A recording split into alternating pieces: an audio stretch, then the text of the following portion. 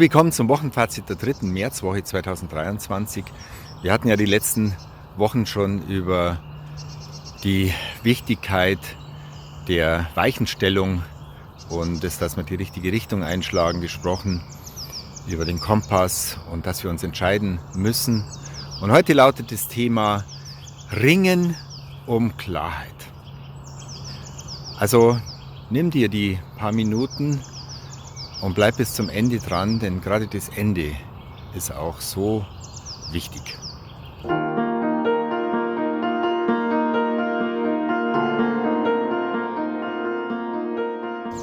Es unbedingt wissen wollen. Zweitens, der Dreck muss weg.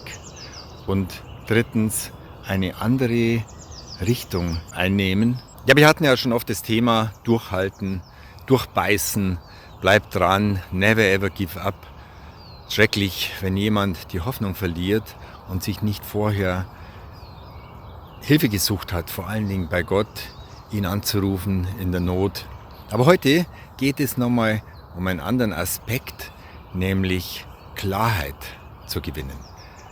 Das kann man nicht mit Muskelkraft, es geht auch nicht so schnell, sondern es braucht eine entschiedene Haltung, aber auch eine Ehrlichkeit zuzugeben, nein, ich habe noch nicht wirklich Ruhe über diesen Punkt und ich habe noch nicht alle Aspekte betrachtet. Hat dann viel damit zu tun, sich Informationen einzuholen, sich Rat einzuholen, die Dinge von links, von rechts, von oben, von unten zu betrachten, auch die verschiedensten Aspekte. Wir müssen auch wirtschaftliche Aspekte natürlich reinnehmen. Wir können nicht nur den Geschmack der Kunden irgendwie befriedigen, es muss auch machbar sein. Und dieses Ringen, das muss so lange gehen, bis man sicher ist, innerlich sicher ist, dass man die Entscheidung treffen kann, wenngleich, klar, bleiben irgendwelche Unsicherheiten. Aber ich muss alles getan haben, um diesen Punkt zu erreichen. Denn danach, wenn die Weichen gestellt sind, dann geht es erstmal in diese Richtung für uns eben ein ganzes Jahr. Und von daher ist es eben von großer Bedeutung. Zweiter Punkt, der Dreck muss weg. Ringen um Klarheit zeugt ja schon ganz klar davon, dass hier das Ziel und der Weg vorhanden sind. Aber dass Nebel, Wassertröpfchen dazwischen sind, die mir die Sicht verwehren. Oder wie in einem Teich die vielen Partikelchen, Dreckpartikel, die mir einfach nicht mehr den Blick auf den Boden oder den Karpfen nicht mehr sehen lassen. Und so muss der Dreck weg. Und müssen die Dinge weg, die uns behindern, gute Entscheidungen zu treffen, die Dinge deutlich und unvoreingenommen, nüchtern und besonnen zu sehen und zu erkennen.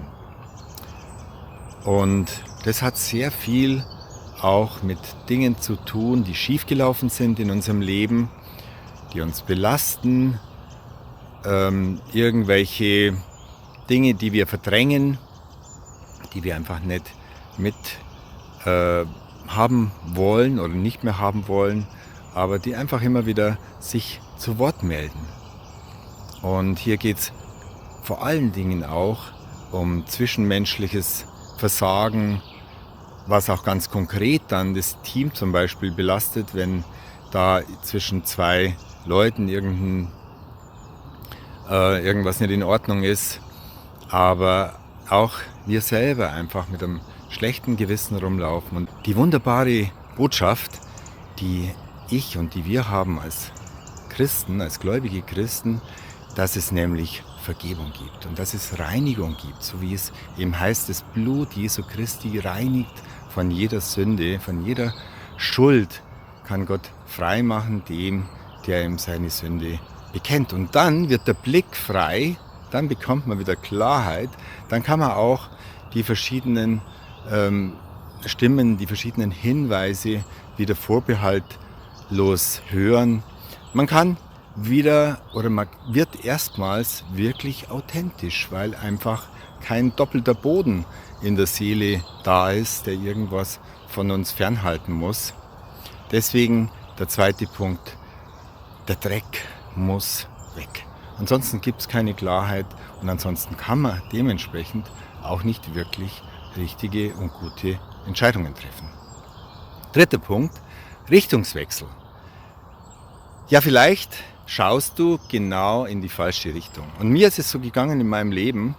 Ich bin einem Licht nachgelaufen und habe gemeint, ja, das ist genau richtig.